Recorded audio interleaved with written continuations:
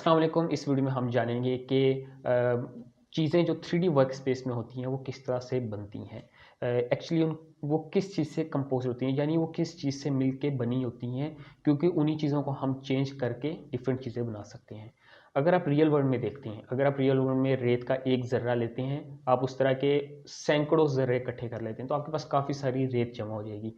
आप उस रेत से एक मिट्टी का खिलौना बनाएं। अगर हम मिट्टी के बर्तन की मिसाल लेते हैं, आप उस खिलौने से एक कप बना दें। उस कप को बनाने के बाद आप उस चीज़ को देखेंगे तो एक कप बन जाएगी जो कि छोटे-छोटे ज़र्रों से मिलके बनी हुई है, या छोटे-छोटे पॉइंट्स से मिलके बनी हुई है। तो उसको आप तोड़ेंगे, तोड़ने के बाद आप उससे बेशक प्लेट बना लें, आप उससे कोई और चीज़ बना सकते हैं, आप उससे कोई खिलौना बना सकते हैं। उसी रेत के ज़र्रों को हम यूज़ करके बहुत सारी चीज़ें बना सकते हैं।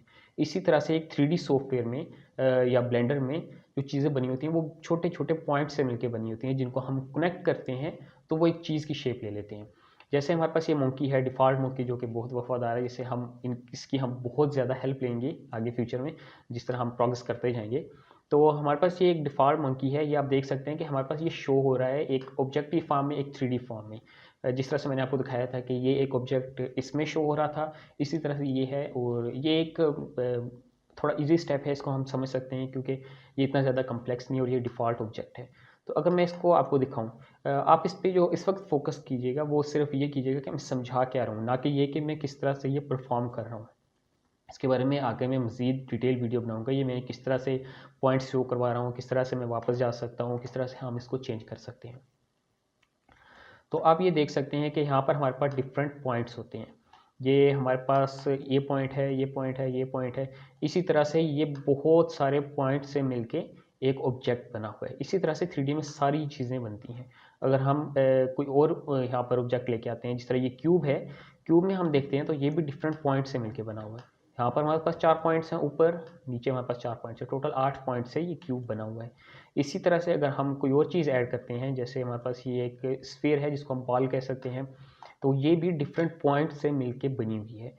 इसमें उतने ज़्यादा पॉइंट्स यूज़ नहीं होते जितने हम ऑब्वियसली अगर आप रेत की गेंद बनाते हो उसमें बहुत ज़्यादा ज़र्रे यूज़ होंगे। इसमें वो उतने ज़्यादा ज़र्रे यूज़ नहीं होते या उतने ज़्यादा पॉइंट्स यूज़ नहीं होते, लेकिन ये भी बिल्कुल सेम प्रिंसिपल पे काम करता है। तो हमारे पास डिफरेंट पॉइंट से एक गेंद बन गई, उनको हमने जोड़ा है। तो अगर हम वापस जाके देखते हैं मंकी को, तो यहाँ पर आप देख सकते हैं कि ये भी डिफरेंट पॉइंट से मिलके बना हुआ है। अगर मैं इसमें से किसी भी पॉइंट को साइड पे लेके चला जाऊँ, तो जैसे हम इसको लेके जाते हैं, तो ये आप देख सकते हैं एक न्यू शेप यहाँ से जनरेट होगी, यानी कि अब ये एक न्यू चीज़ बन गई। इसमें एक न्यू चीज़ ऐड होगी। जिस तरह अगर हम मिट्टी का एक खिलौना बनाते हैं, उस पे हम कोई चीज़ ऐड करना चाहते हैं तो और मिट्टी हम जमा करके उस साथ लगा देते हैं। सेम इसी तरह से हमने उसको मूव कर दिया है।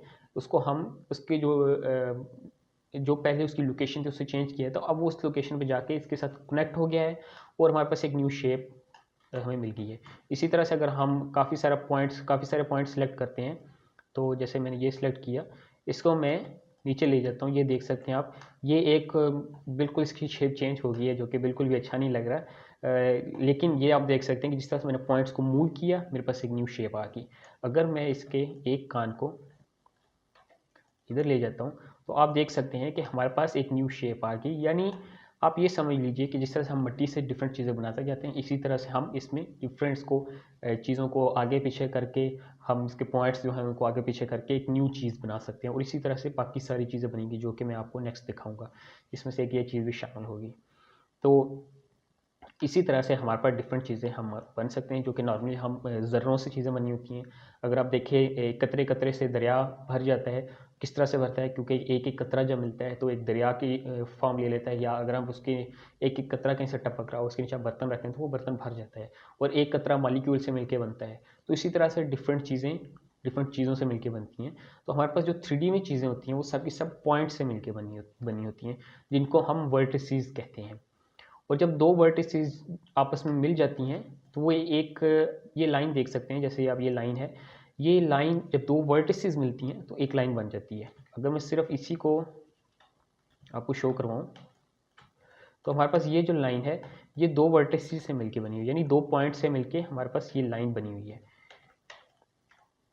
हमारे पास एक ये पॉइंट है, एक ये पॉइंट है, यानी ये पॉइंट हमारे पास, ये लाइन हमारे पास दो पॉइंट से मिलकर बनी हुई है। इसको हम एज कहते हैं। और इसके अलावा अगर मैं इसको अगर मैं एक प्लेन बना देता हूँ, या मैं यहाँ पर प्लेन ऐड कर देता हूँ, अगर हम ये देखते हैं हमारे पास ये एक प्लेन, इसको हम कहेंगे, इसे हम कोई भी एक फ्लैट चीज़ कह सकते हैं, कोई भी हमारे पास फ्लैट या प्लेट होती है, ऐसे कुछ हम समझ सकते हैं। तो ये 4 पॉइंट से मिलके बना हुआ है, और जब 4 पॉइंट्स या 3 पॉइंट्स या 3 से ज़्यादा पॉइंट्स मिल जाते हैं तो वो हमारे पास एक फेस बना देते हैं। ये देख सकते हैं हमारे पास एक फेस बन गया, इसको हम फेस कहते हैं, या एक साइड कह सकते हैं आपको, लेकिन 3D फॉर्म में हम इसको, 3D लैंग्वेज में हम इसको फेस कहते हैं।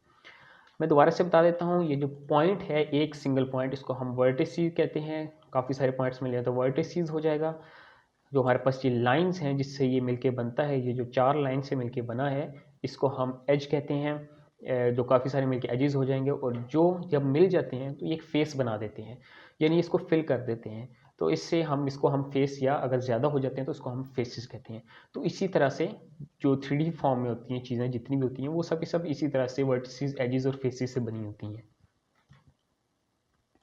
मैं अपने दोबारा मंकी को, दोबारा अपने इस अच्छे दोस्त को लेके आ जाता हूँ यहाँ पर, आपको दिखाता हूँ कि इसमें जो चीज़ें हैं वो किससे बनी हुई हैं। ऑब्वियसली इन 3 चीज़ों से बनी होंगी, लेकिन मैं आपको ज़्यादा एक्सप्लेन करने की कोशिश करूँगा।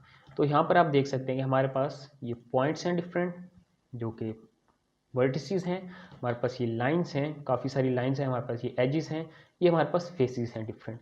ये आप देख सकते हैं कि ये सारे फेसेस हैं हमारे पास, ये इन फेसेस से चीज़ बनी हुई है। अगर हम यहाँ पर एजेस में देखें तो हमारे पास काफ़ी सारी लाइन से बनी है। अगर इस लाइन को मैं मूव करता हूँ, ये एक न्यू शेप ले लेगा। अगर मैं एक वर्टिसेस को मूव करता हूँ, ये एक न्यू शेप ले लेगा। और इसी तरह से डिफरेंट चीज़ें जो हैं इसमें काम करती हैं। तो इसी तरह से ये मिलके बना होता है। अगर मैं इसके ये जो कुछ पॉइंट्स हैं या कुछ वर्टिसेस हैं को मैं मूव करके नीचे ले जाता हूँ, तो एक टोटली डिफरेंट शेप बन जाती है। तो इसी तरह से हमारे पास जो 3D फॉर्म होती है उसमें सब चीज़ें इसी तरह से काम करती हैं। रियल वर्ल्ड में हमारे पास ज़र्रों से चीज़ें बनती हैं, जबकि 3D फॉर्म में हमारे पास जो चीज़ें बनती हैं वो पॉइंट से, एजिस से और फेसेस से बनती हैं। जिसको हम नॉर्मल मिसाल ये ले सकते हैं कि ज़र्रों से मिलके जब काफ़ी सारे ज़र्रे हुए तो उससे एक, मतलब काफ़ी सारी मिट्टी जमा होगी। मिट्टी से हमने ईंट बना ली, ईंट बनाने के बाद हम इन्हें ईंट से दीवार बना ली। अब जो दीवार है, दीवार बनी है ईंटों से, जिसको हम एजेस कह सकते हैं, क्योंकि फेस जो है वो लाइन से बनता है, और जो लाइंस हैं वो पॉइंट से बनी हैं, जिसको हम वर्टिसेस कहते हैं। इसी तरह से जो ईंटें हैं वो मिट्टी से बनी हैं, जो कि काफ़ी सारे ज़र्रे इकट्ठे हुए थे। इसी तरह से जब चीज़ें बढ़ती जाती हैं, और जब ये सब चीज़ें इकट्ठी हो जाती हैं तो हमारे पास एक मॉडल बन जाता है, या एक ऑब्जेक्ट बन जाता है, या एक चीज़ बन जाती है।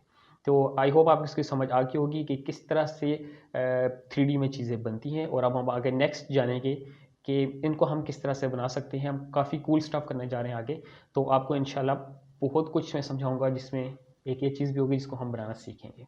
तो मिलते हैं नेक्स्ट वीडियो में।